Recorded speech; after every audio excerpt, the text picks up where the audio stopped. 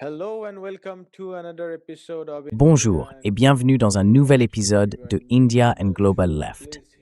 Si vous découvrez l'émission, n'oubliez pas d'appuyer sur le bouton d'abonnement. Pensez également à devenir membre YouTube, à soutenir sur Patreon ou à faire un petit don en utilisant le lien dans la description. Sans plus tarder, permettez-moi d'accueillir notre invité de ce soir, Mouin Rabbani. Mouin est un analyste de l'Asie de l'Ouest, spécialiste du conflit arabo-israélien et des affaires palestiniennes. Moi, bienvenue à nouveau dans India and Global Left. Moin, welcome back to India and Global Left. Merci beaucoup. C'est un plaisir d'être à nouveau avec vous. I wanted to focus Je voulais me concentrer sur la guerre. Peut-être pourrions-nous commencer en vous demandant comment décririez-vous la guerre au cours du mois dernier? in the last 1 month.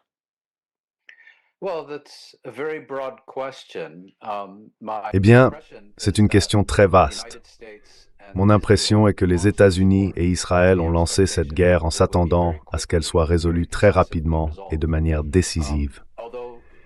Bien qu'il y ait là un point d'interrogation.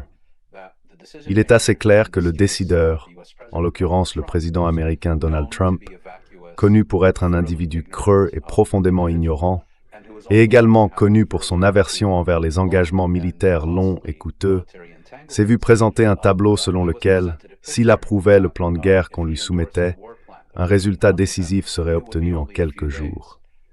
La question est de savoir si ceux qui lui ont présenté cette évaluation y croyaient réellement.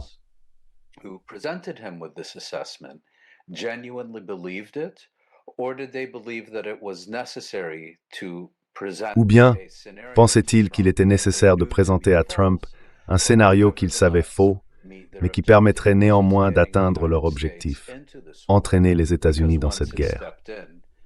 Car une fois engagés, il serait impossible de simplement faire marche arrière et d'y mettre fin. Je soupçonne donc qu'il y avait un peu de l'un et un peu de l'autre. Nous avons vu, par exemple, des récits selon lesquels le chef du service de renseignement extérieur israélien, le Mossad, croyait sincèrement que si l'on parvenait à éliminer quelques-uns des plus hauts dirigeants iraniens, il y aurait un soulèvement populaire et que tout serait réglé. Il a manifestement lu trop de romans d'espionnage.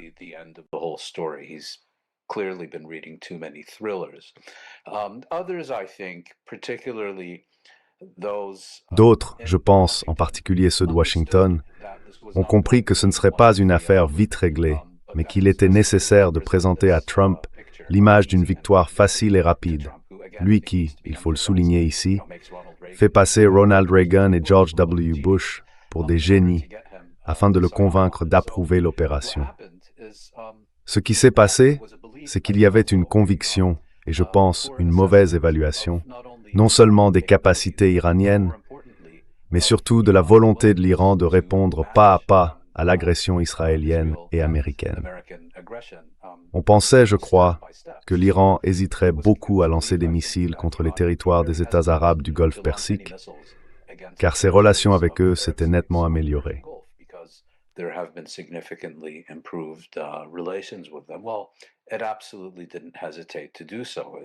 Eh bien, il n'a absolument pas hésité à le faire. Il a même lancé des missiles contre des installations américaines aussi éloignées que la Jordanie. Deuxièmement, on pensait que l'Iran hésiterait ou se révélerait incapable de prendre le contrôle du détroit d'Ormuz, le goulet d'étranglement clé par lequel transitent tant d'énergie et d'autres produits essentiels. Et il n'a eu absolument aucun scrupule à le faire, et a réussi à le faire avec succès. Une troisième erreur de calcul a été de penser que l'Iran était le dernier survivant de la coalition qui se fait appeler l'Axe de la résistance. Et je pense que du point de vue israélien, il pensait porter un coup fatal à l'Iran, puis foncer au Liban pour éliminer ce qu'il restait du Hezbollah. Eh bien, cela non plus ne s'est pas déroulé comme prévu. Donc, pour revenir à votre question, vous m'avez demandé quelle était mon évaluation de la guerre, un mois après son déclenchement.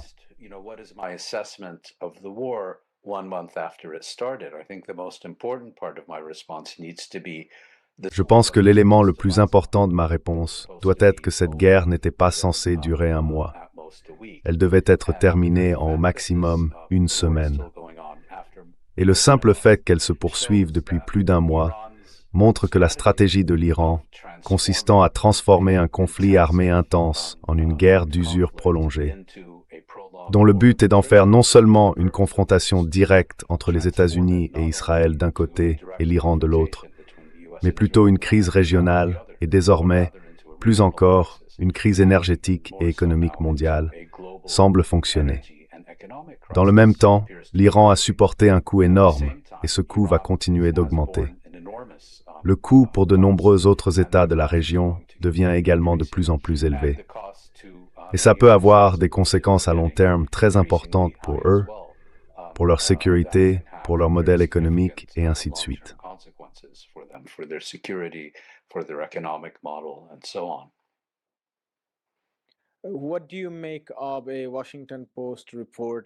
Que pensez-vous du rapport du Washington Post, selon lequel plusieurs agences de renseignement américaines affirment qu'un soulèvement provoqué ou déclenché par l'élimination des dirigeants est très, très improbable? En d'autres termes, si le Mossad était à ce point désillusionné, ou s'il s'était autant trompé, comment expliquez-vous cet écart considérable entre les agences de renseignement des États-Unis et celles d'Israël?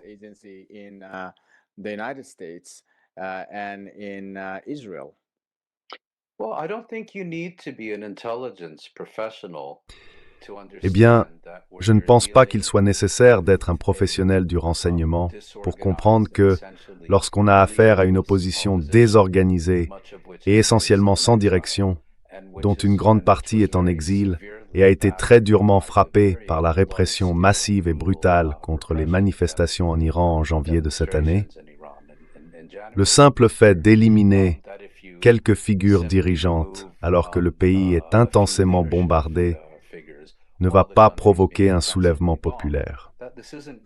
Vous savez, on peut imaginer des circonstances dans lesquelles cela aurait pu aboutir, par exemple à un coup d'État ou quelque chose de ce genre, mais l'idée qu'un soulèvement populaire puisse se produire dans des conditions d'agression étrangère ne tient tout simplement pas.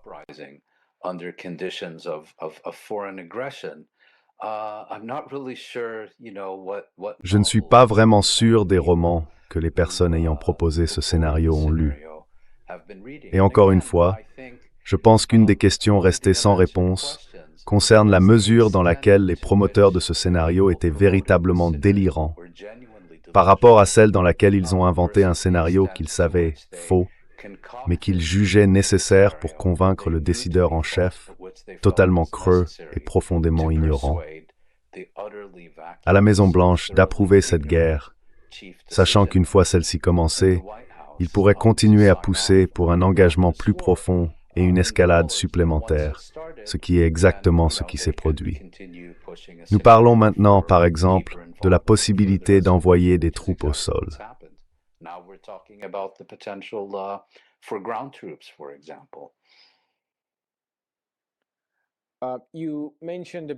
Vous avez mentionné que la guerre devait durer seulement quelques semaines, et nous en sommes déjà au deuxième mois.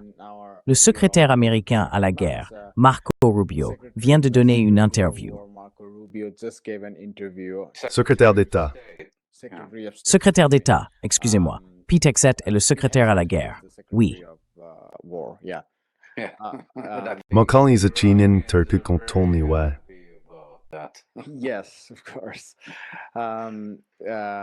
Oui, bien sûr.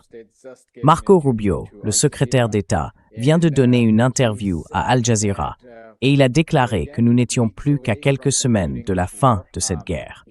Il n'a pas utilisé le mot « fin », mais il a dit que les objectifs des États-Unis, détruire la capacité industrielle de l'Iran à produire des armes et affaiblir ses missiles, seraient atteints en quelques semaines. Je me demande comment vous interprétez cette déclaration.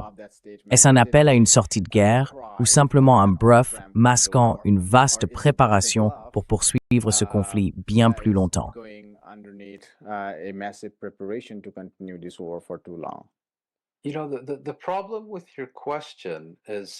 Vous savez, le problème avec votre question, c'est qu'avec cette administration en particulier, il est impossible de comprendre ces déclarations de manière rationnelle et d'y apporter une réponse rationnelle sur cette base. Parce que vous savez, Rubio vient tout juste de faire la déclaration dont vous me parlez. Dans quelques heures, Hegseth dira quelque chose de totalement contraire. Et ensuite, Donald Trump prononcera 3 ou 4 choses avant minuit qui se contrediront complètement. Dans ces conditions, il est vraiment impossible de donner une réponse précise à votre question. Je veux dire, dans des circonstances normales, si vous aviez affaire à des politiciens sensés, des gens qui sont à un certain niveau connectés à la réalité, alors je dirais que cela ressemble peut-être à un souhait de trouver une porte de sortie. Et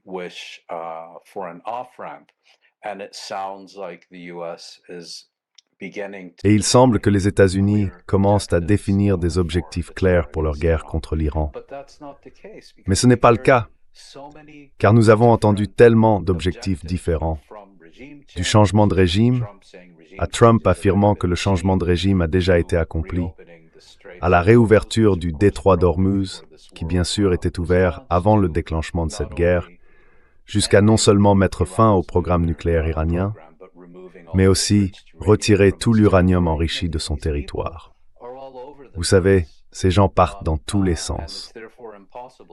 Il est donc impossible d'évaluer la politique américaine sur la base de ce qu'un responsable a pu dire dans une interview, car s'il y a bien une chose dont on peut être absolument certain, c'est que cela sera contredit au moins une demi-douzaine de fois avant minuit.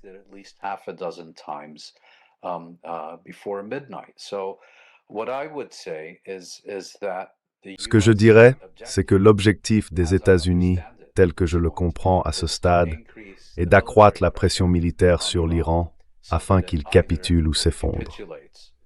Par ailleurs, nous avons les objectifs de guerre israéliens qui vont bien au-delà d'un simple changement de régime et visent très clairement l'effondrement de l'État, tout en veillant à ce que l'Iran ne soit plus en mesure de se défendre contre de nouvelles agressions israéliennes.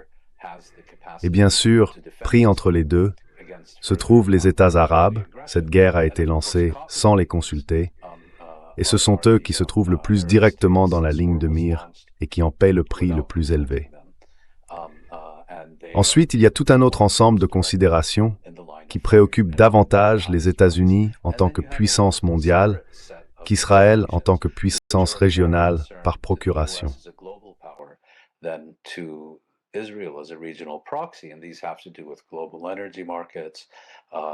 Et tout cela concerne les marchés mondiaux de l'énergie, l'économie mondiale, et ainsi de suite.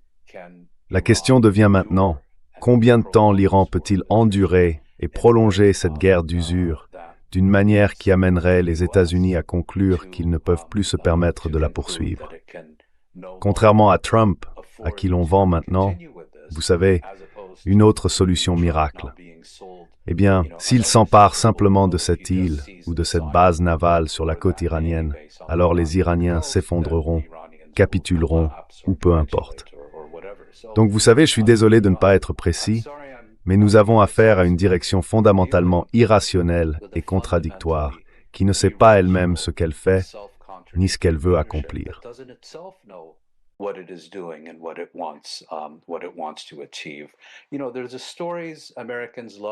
Vous savez, il y a des histoires que les Américains adorent raconter sur eux-mêmes, à propos du Congrès, qu'ils appellent, je crois, le plus grand organe délibératif du monde.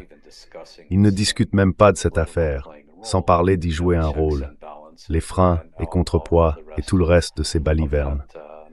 Mais en réalité, nous avons affaire ici à un roi fou, un empereur dément entouré de courtisans serviles, très facile à manipuler. Et donc, ce qui se passera demain, ou même ce soir, est totalement incertain.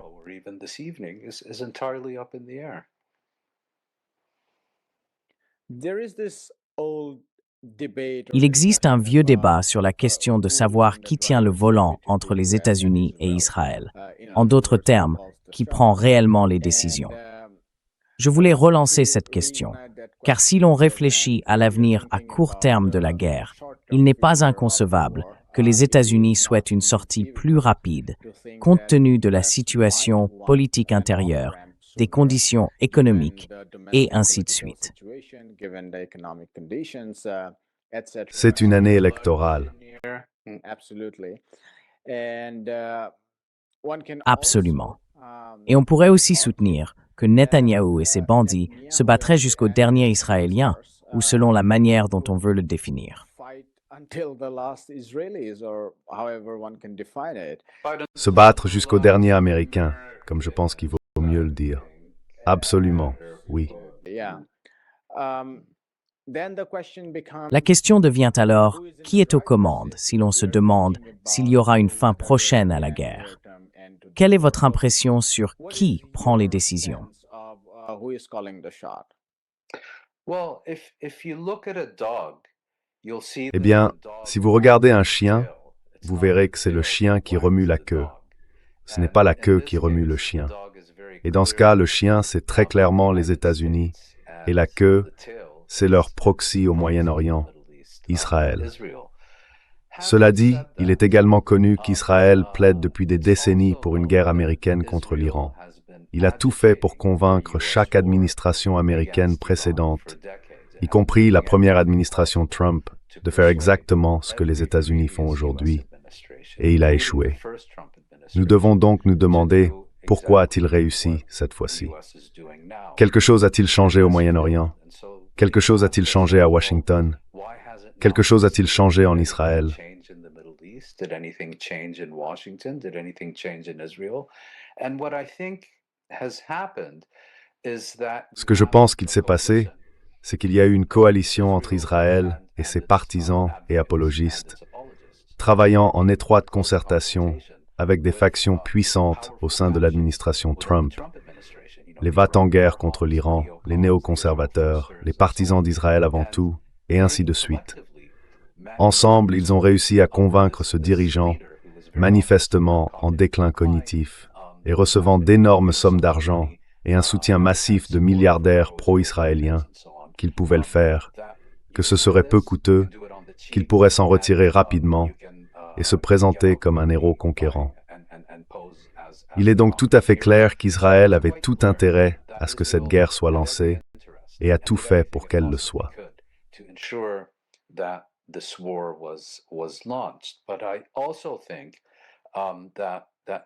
Mais je pense aussi que les efforts d'Israël et de ses partisans étaient insuffisants à eux seuls pour réussir.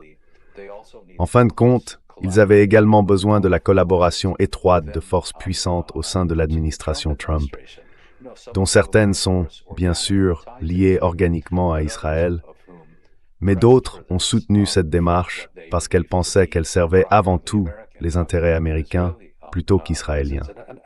Et je ferai une dernière remarque.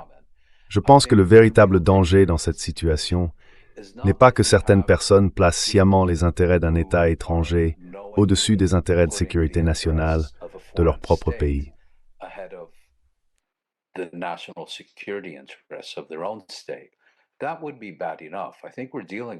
Ce serait déjà assez grave.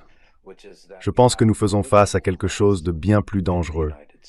Une classe politique aux États-Unis qui a été, dans une large mesure, endoctrinée au point de ne plus pouvoir distinguer les intérêts américains des intérêts israéliens. Ils les considèrent comme étant identiques.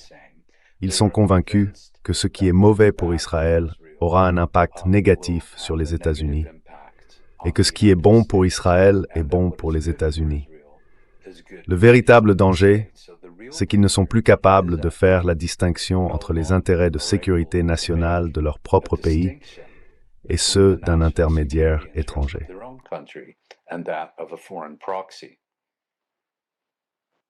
Je me demande pourquoi tu dis ne plus.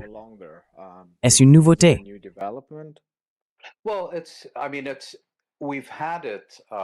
Eh bien, je veux dire, nous avons vu cela se développer depuis des décennies, clairement. Mais je dirais qu'au cours des 10 ou 20 dernières années, cela est devenu dominant. Et ce n'est pas, vous savez, quelque chose d'unique aux républicains ou à l'administration Trump. Si vous regardez l'administration Biden, vous avez des personnes comme Brett McGurk, Anthony Blinken, et je dirais Biden lui-même, qui dans l'ensemble semblent incapables de distinguer entre les intérêts américains et israéliens. Ils les perçoivent comme organiquement liés, à bien des égards, comme une seule et même chose. Cela dit, Bien sûr, Biden n'a pas approuvé cette guerre contre l'Iran. La question est de savoir s'il l'aurait fait s'il était resté en fonction. Mais mon point plus large est que non, je ne pense pas que ce soit quelque chose d'unique à l'administration Trump.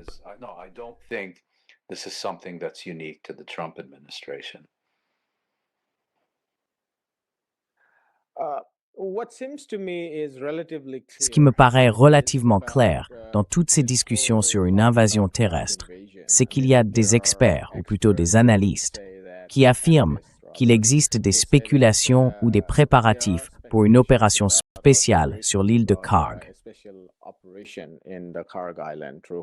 Opération militaire spéciale.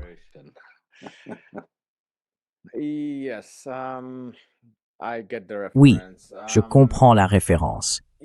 Oui, pour revenir au point concernant l'île de Karg, si l'on regarde les chiffres des mobilisations, environ 50 000 soldats. Cela ne ressemble pas à une invasion à grande échelle. Parce que si l'on pense à l'occupation de l'Irak en 2003, il y avait environ 150 000 ou 140 000 soldats américains, ainsi que d'autres forces de l'OTAN, 30 000 ou plus. Yet our Mirror's work says sunk daring through there. Or 140,000 American soldiers along with other NATO forces, 30,000 or more. And there was about 50,000 soldiers even in 2011 when... Même en 2011, lorsque les États-Unis se sont retirés. Alors, peut-on dire que la question d'une invasion terrestre est complètement sortie de l'esprit de Trump et que tout ce discours n'est qu'une forme de chantage ou à des fins de propagande?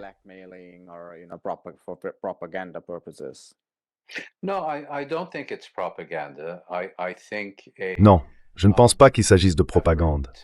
Je pense qu'un effort pour s'emparer du territoire iranien est presque certain.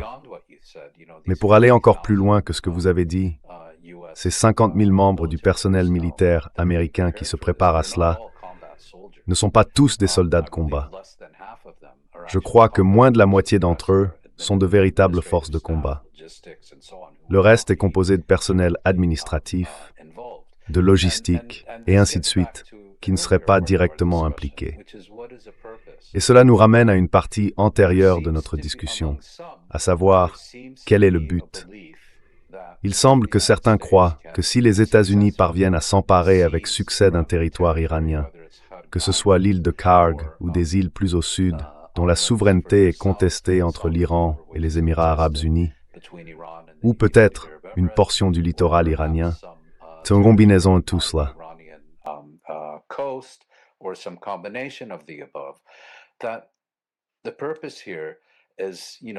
Le but ici n'est pas, vous savez, de lancer une invasion massive et de marcher sur Téhéran ou quoi que ce soit de ce genre, mais plutôt que le symbole de la perte par l'Iran du contrôle militaire d'un territoire aura un impact si profond sur le moral, la politique et tout le reste, que la direction iranienne se sentira contrainte soit de capituler face aux exigences américaines, quelles qu'elles soient, soit, si elle refuse de le faire, de s'effondrer. À mon avis, ceux qui plaident pour ce que vous identifiez à juste titre comme une opération militaire limitée le font en sachant que cela entraînera une dérive de mission. En d'autres termes, vous prenez une île ou une tête de pont sur la côte iranienne. Cela se traduit par des pertes américaines.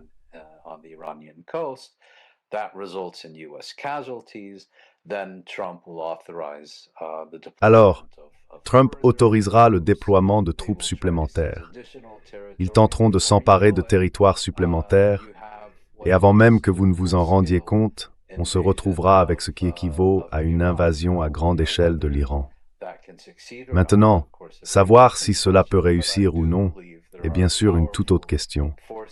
Mais je crois qu'il existe des forces puissantes qui poussent au déploiement de troupes au sol, pleinement conscientes que ce ne serait que le début, tout en le présentant comme une initiative symbolique de petite envergure qui aurait, d'une manière ou d'une autre, d'énormes avantages, ce qui est perçu comme la meilleure façon de convaincre le dirigeant de la Maison-Blanche d'y consentir.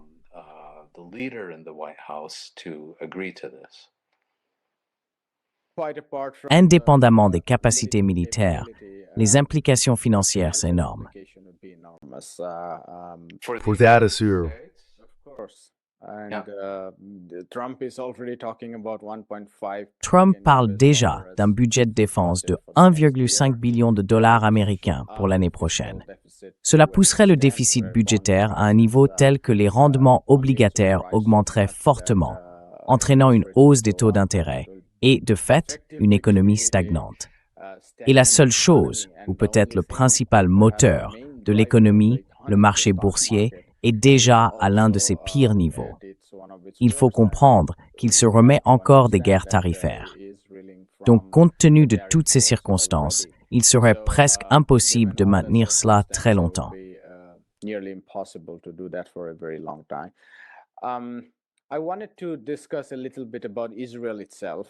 Je voulais parler un peu d'Israël lui-même, car il y a beaucoup de censure et il est difficile de comprendre ce qui s'y passe réellement. Nous lisons bien sûr des rapports sur des raffineries de pétrole à Haïfa touchées par des missiles, iraniens, israéliens, libanais, nous ne le savons pas. Il y a aussi le chef de Tsahal qui dit qu'Israël pourrait s'effondrer sur lui-même à cause de l'armée en raison d'un manque de personnel. Que pensez-vous de tout cela?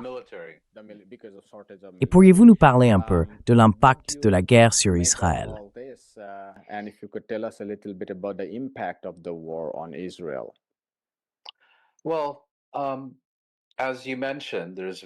Eh bien, comme vous l'avez mentionné, il y a une censure très forte concernant l'impact de ces différentes frappes de missiles sur le territoire israélien. D'après tous les indices, et selon les analystes qui connaissent et comprennent l'Iran bien mieux que moi, la guerre que l'Iran a préparée et qu'il prépare depuis des décennies visait davantage une attaque américaine qu'une attaque israélienne. Il semble donc qu'à ce stade, l'Iran se concentre beaucoup plus sur l'affaiblissement des États-Unis que sur la position israélienne, ce qui est aussi logique quand on y réfléchit. Une fois que vous avez l'oreille des Américains, le proxy israélien suivra. Je veux dire, c'est assez révélateur, je pense, que si l'on regarde toute l'activité diplomatique en cours, vous savez, il y a eu cette récente réunion entre, je crois, les Égyptiens, les Turcs, les Pakistanais et un autre pays, je ne me souviens plus lequel.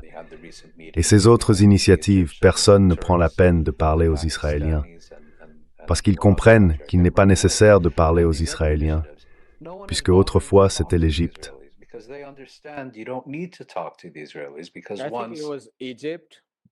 L'Égypte, pardon, oui.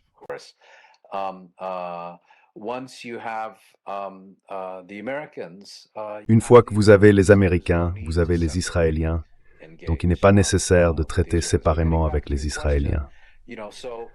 Mais pour revenir à votre question, bien qu'il soit vrai que les Iraniens se soient beaucoup plus concentrés sur les intérêts américains et sur la région du Golfe Persique que sur Israël, quand on regarde ce que nous savons des frappes iraniennes en dehors d'Israël, je trouve un peu fort qu'il soit possible pour l'Iran de mener des frappes très réussies et très précises dans tout le Golfe Persique.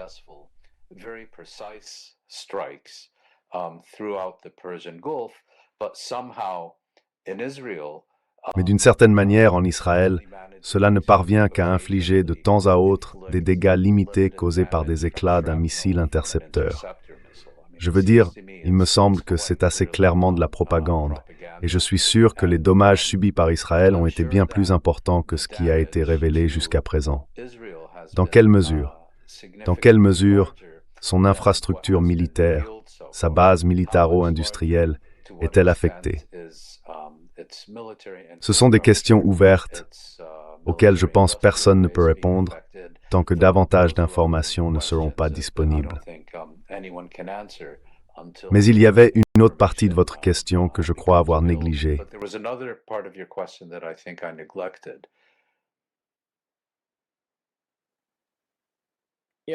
Oui, je pense que ma principale question portait sur l'impact de la guerre sur Israël.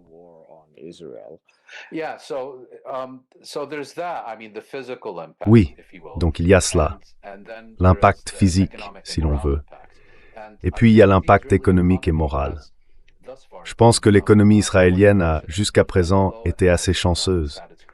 Bien qu'elle ait vu sa note de crédit abaisser, les économistes ont souligné que l'impact à long terme des 2 dernières années, après octobre 2023, sera finalement important, Mais l'économie israélienne a plutôt bien résisté au cours des 2 dernières années. Et l'on regarde sa situation actuelle.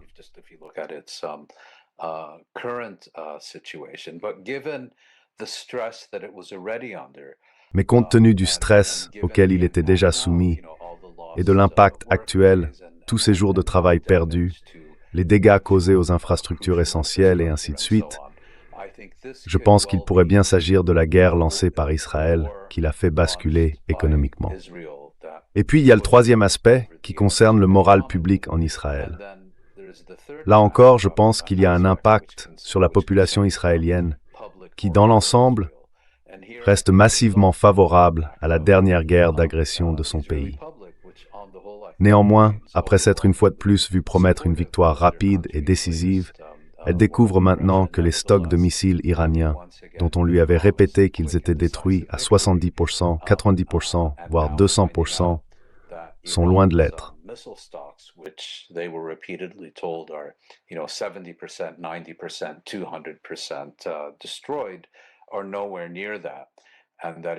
Et que l'Iran reste capable de tirer des missiles pratiquement à volonté sur toute la longueur et la largeur d'Israël.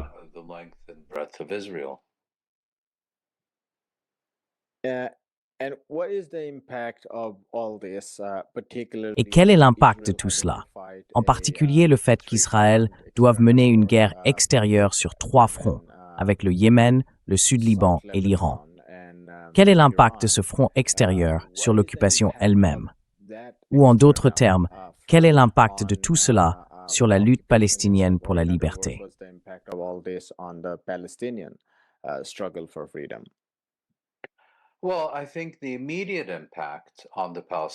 Eh bien, je pense que l'impact immédiat sur les Palestiniens est que, depuis combien de temps parlons-nous maintenant? Plus d'une demi-heure. Et c'est la première fois que vous me posez une question sur les Palestiniens.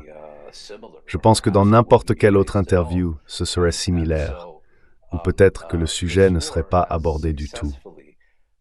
Cette guerre a donc réussi à écarter la Palestine des gros titres et à donner à Israël une bien plus grande liberté d'action, à la fois en Cisjordanie et dans la bande de Gaza. Je veux dire, les gens ne savent probablement pas qu'aujourd'hui, lundi, le Parlement israélien a adopté un projet de loi sur la peine de mort qui permet l'exécution de Palestiniens.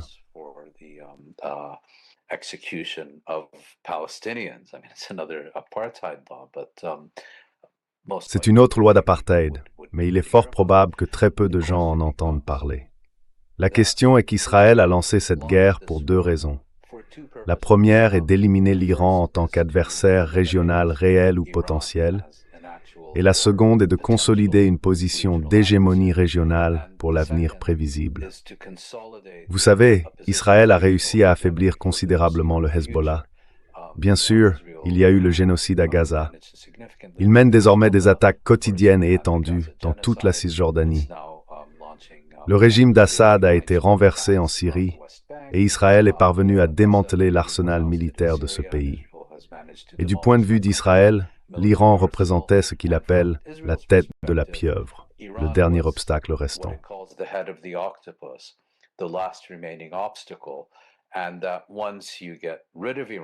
Et une fois que vous vous débarrassez de l'Iran ou de la direction iranienne de la République islamique, alors Israël peut consolider son hégémonie sur l'ensemble du Moyen-Orient pour une génération.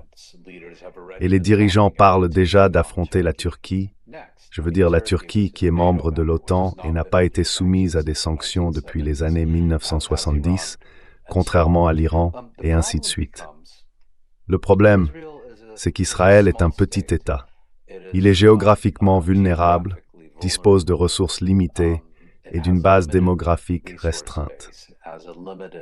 Je veux dire, nous parlions justement des avertissements de son chef d'état-major, selon lesquels l'armée ne peut plus maintenir le rythme de mobilisation des 2 dernières années, et que si elle le fait, elle risque l'effondrement.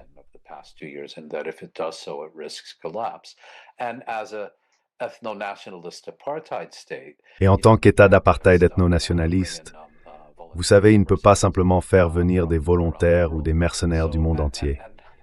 Et tout aussi important, contrairement à l'Afrique du Sud, Israël dépend entièrement du soutien étranger. militaire, politique, diplomatique, et ainsi de suite. Donc ce que nous voyons en Iran, je pense, c'est qu'Israël a entrepris plus que ce que les États-Unis peuvent gérer en son nom, et qu'une guerre destinée à consolider l'hégémonie régionale israélienne pourrait bien se révéler être celle qui mettra en évidence les limites du pouvoir régional d'Israël.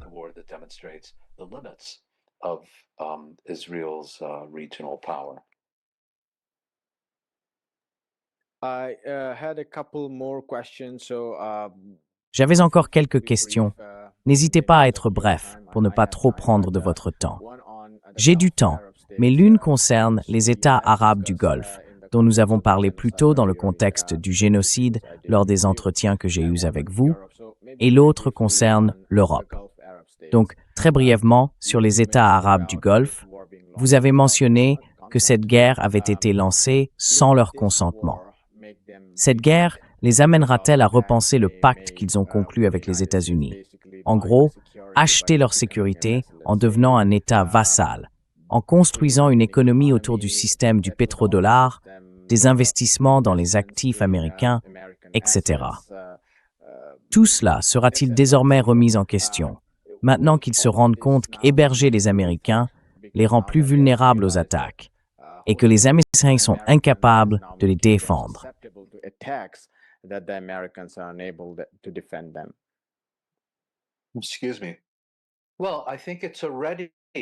Excusez-moi. Eh bien, je pense que cela provoque déjà une remise en question. Mais la question est de savoir s'ils seront capables d'y faire quelque chose. Pour être clair, comme vous l'avez mentionné, ces États entretiennent une relation étroite avec les États-Unis pour diverses raisons. De leur point de vue, l'une des principales, sinon la principale, est qu'ils considèrent Washington comme le garant ultime de leur sécurité nationale face à toute menace étrangère ou même intérieure. Maintenant, regardons ce qui s'est passé dans cette guerre. Malgré les articles de la presse occidentale affirmant que le prince héritier saoudien Mohammed Ben Salman et d'autres auraient secrètement encouragé Washington à lancer cette guerre et à s'y tenir, je n'y crois pas vraiment. Nous peut-être dans le mur maintenant, nous pensons que nous en naguing Thoreau auparavant. I won't get into the reasons now. I think we may have discussed these before. But these states.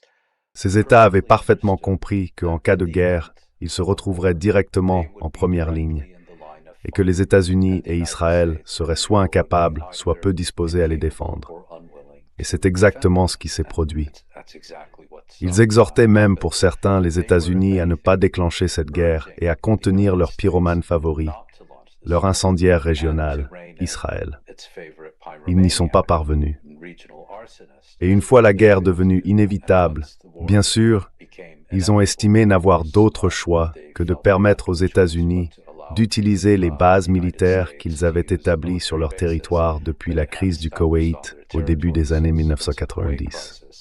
En conséquence, je ne vais pas répéter ce que vous avez dit, mais les États-Unis, qui étaient censés être le garant ultime de leur sécurité nationale, représentent désormais par leur seule présence, pour beaucoup d'entre eux, la plus grande menace pour leur sécurité nationale depuis leur constitution en État moderne.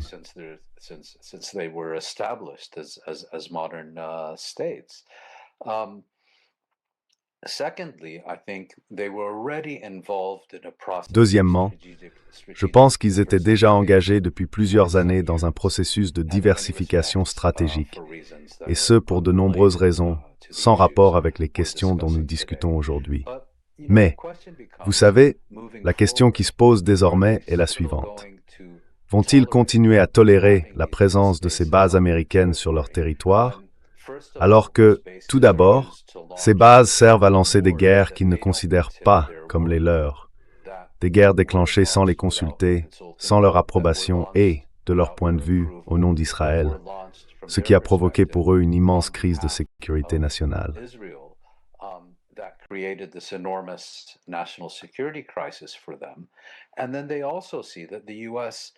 Et puis, ils constatent aussi que les États-Unis ne reculent devant rien pour protéger Israël des attaques iraniennes, mais les ont en grande partie abandonnés. Alors, vont-ils continuer dans cette voie? Seront-ils encore prêts à investir des dizaines de milliards de dollars dans l'armement, les systèmes antimissiles et ainsi de suite, qui se sont révélés en grande partie inutiles? Eh bien, on pourrait penser que la réponse à chacune de ces questions serait un oui clair. Mais ce n'est pas si simple, car ce sont de petits États vulnérables. Pour eux, en réalité, il n'existe que deux issues favorables. La première aurait été que cette guerre n'ait jamais commencé. Ce n'est donc plus à l'ordre du jour.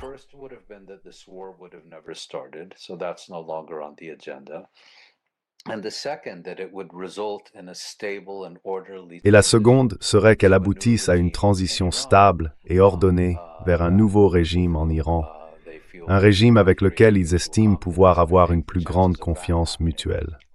Je pense que les chances que cela se produise sont pratiquement nulles également. Ils se sentent donc vraiment abandonnés par les Américains. Abandonnés par les Américains au nom d'Israël. Ils sont véritablement pris entre le marteau et l'enclume.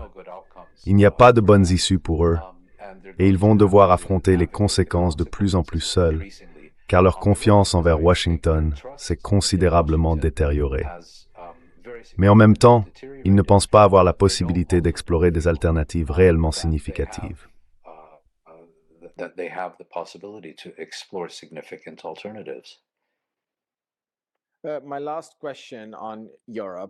Ma dernière question concerne l'Europe.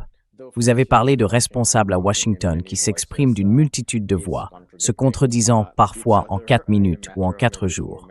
L'Europe semble être dans une situation similaire. Je veux dire, un jour ils affirment que l'Iran a déclenché cette guerre et ils imposent le rétablissement des sanctions du groupe E3 en disant que l'Iran a violé le JCPOA. Je parle d'il y a quelques mois.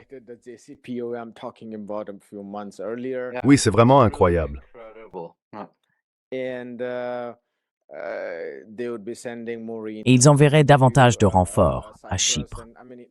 Je veux dire, la liste est longue. Pourtant, il y a des signes venant d'Espagne en particulier concernant la fermeture de son espace aérien aux avions de guerre américains impliqués dans le conflit. Bien sûr, il y a un contexte ici, l'histoire récente de l'Espagne pendant le génocide, la reconnaissance de l'État palestinien, et ainsi de suite. Dans tout cela, où en est l'Europe? Est-elle prise entre sa servilité envers ses maîtres américains et son opinion publique intérieure, qui pourrait être tout le contraire? Que se passe-t-il en Europe à propos de cette guerre? Oui.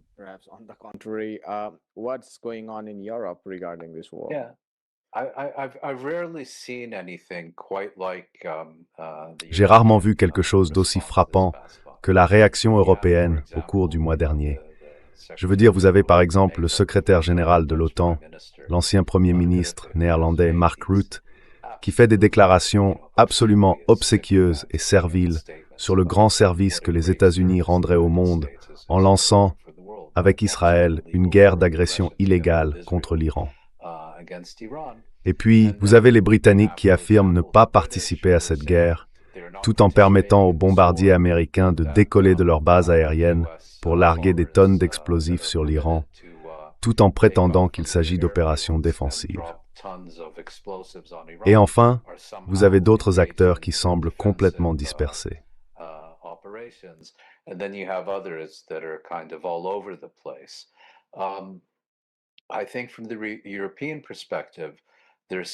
Je pense que du point de vue européen, ils essaient de garder les Américains à bord parce qu'ils sont bien sûr tout aussi préoccupés par l'Ukraine et par le maintien des États-Unis au sein de l'OTAN. Mais s'ils pensent que cette complaisance et cette flagornerie constante, et pardonnez-moi l'expression, cette lèche envers Trump vont leur être bénéfiques, ils se trompent lourdement. Parce que Trump est déjà en train de les dénoncer. Il dénonce déjà l'OTAN. Trump, c'est un peu comme Israël. Soit on est à 110% avec lui, soit on est un traître. Et les Européens ne peuvent pas être à 110% avec lui. Le seul qui, à mon avis, a vraiment pris une position claire à ce sujet, c'est comme vous l'avez mentionné, l'Espagne. Cela ne va pas bien se terminer pour les Européens. Certes, ce n'est pas une situation qu'ils ont créée eux-mêmes, même s'ils n'ont absolument rien fait pour l'empêcher. Mais ils semblent tout faire pour rendre une mauvaise situation encore pire pour eux-mêmes. as bad as possible for themselves. Nous allons nous arrêter là, moi. Merci beaucoup pour votre temps. Thank you so much for your time. Hi, my name is Ayushman. Bonjour, je m'appelle Ayushman.